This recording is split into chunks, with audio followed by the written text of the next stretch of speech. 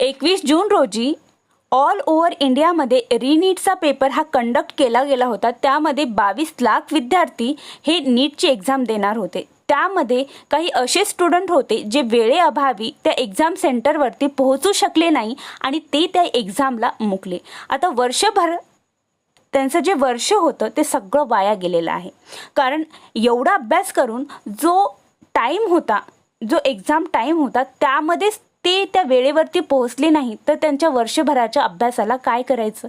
एखादा ॲस्पिरंट जेव्हा एखाद्या पेपरचं प्रिपरेशन करत असतो तो फक्त ॲस्पिरंटच सफर होत नसतो, तर त्यासोबत सगळी फॅमिली ही त्यांच्यासोबत सफर होत असते. आणि या व्हिडिओमध्ये तुम्हाला असंच काहीसे पाहायला मिळत आहे. इथे एक पालक आहेत आणि त्यांची मुलगी आहे जी की अतिशय जास्त विनंत्या करत आहेत, तरीही त्यांना आतमध्ये प्रवेश दिला गेला नाही. म्हणून वेळेचं भान ठेवा आणि पेपरला नेहमी वेळेच्या आत पोहोचा.